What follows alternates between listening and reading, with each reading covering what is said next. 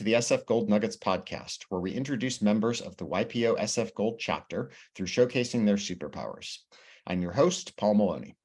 In our last episode, we introduced Dave Petnaik, and we showcased his superpower of facilitating transformative experiences. I asked Dave to identify our next guest, and he chose Rachel Phelps. I was particularly excited about this selection as I'm a huge fan of Rachel. She's an unbelievable human being who I will take any excuse to spend time with. To qualify for YPO, one must be the top dog in their professional domain, a hero of business. We admire peak performers for their accomplishments, and we place them on a pedestal in our minds that resembles celebrity. We are impressed with individual egoic achievement. But in my mind, the real heroes are the people who selfishly unleash the potential of others, out of the limelight. People who genuinely derive joy by helping others to thrive. Rachel Phelps is such a person. When Dave tagged Rachel as my next subject, I could not have been more thrilled. Whenever I bump into Rachel at an event, I'm instantly filled with positive emotion, and I beeline to her. The reason for this is that when I talk to her, I always have her full, unconditional attention and presence.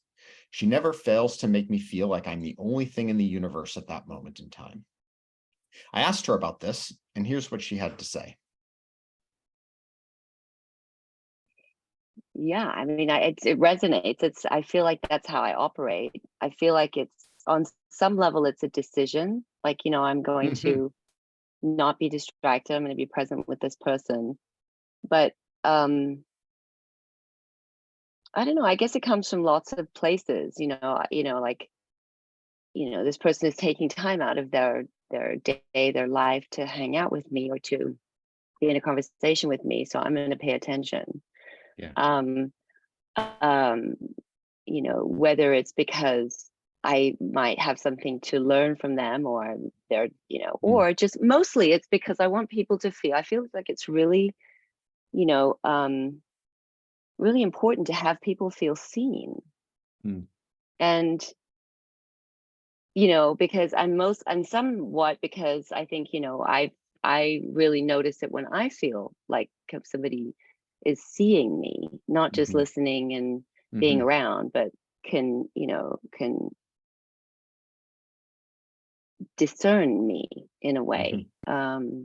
And I think, everybody knows that it's so easy to get distracted with left, right, and center things. But yeah, I think it's, when people hang out with me, I want them to know that I really see them. I'm listening, I'm present, I'm available. Yeah, I think that's it's the least I can do. Really. Yeah. It's like fundamental. Yeah.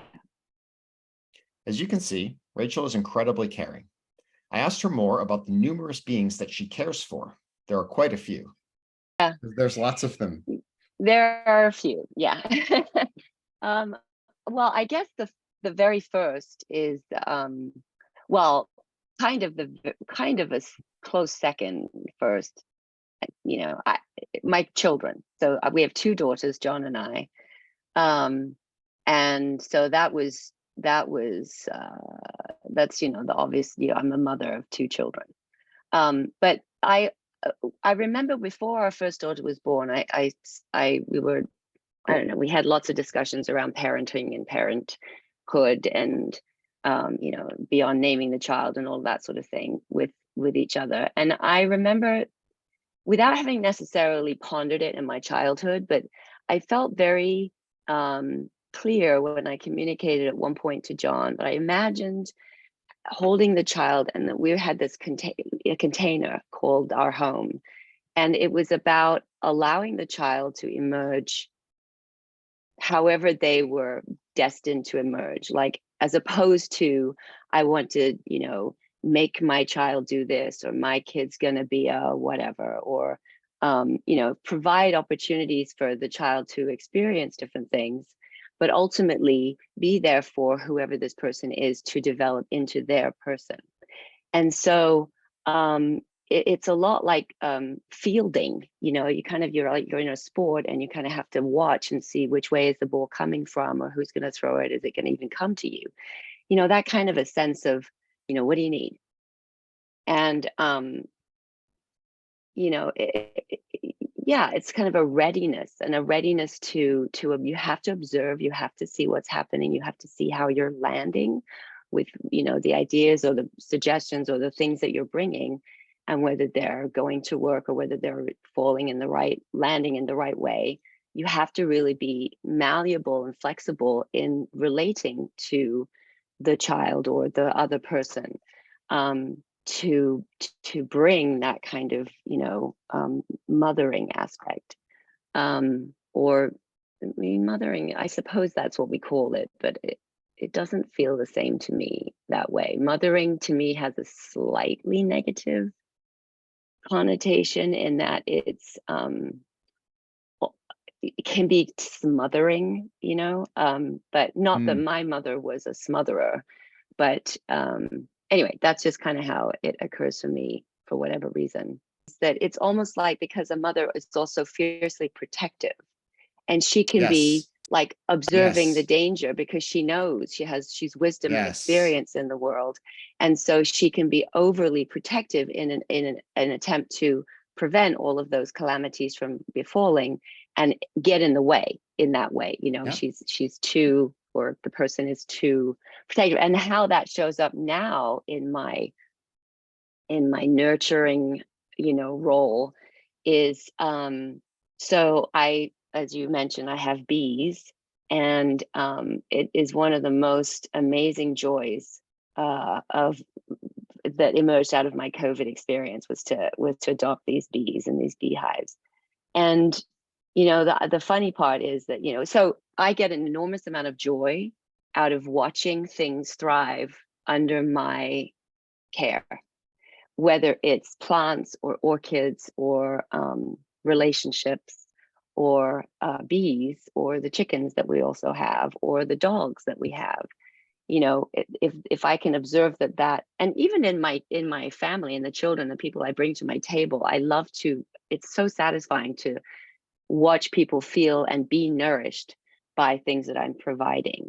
Um, so the, you know, the bees, you know, I provide a place for them to be, and then I kind of, you know, but you can very easily get in the way, and you try and intervene so that you can keep them in the box that you've provided for them, but inadvertently mess up their rhythm, and really you can make them do a turn south, and that's happened to me as well. So, you know, the protector part of my you know my uh, my effort can get in the way, and I can, you know, actually smother them. Um, and with the chicken, it happens, you know, I feel like, you know, based on all the textbook descriptions of what can go wrong with a hen, that maybe my hen was suffering and that there was a problem. Um, but I didn't know what to do. So I just kind of let it go and just see what would happen. And she's fine. She just did Mm, resolve. And often chickens don't resolve by themselves. If there's obviously something wrong, then it's often too late, because that's just the nature of being a flock bird. Um, anyway, so the biggest point about all of that is, as I said, you know, I feel like a steward.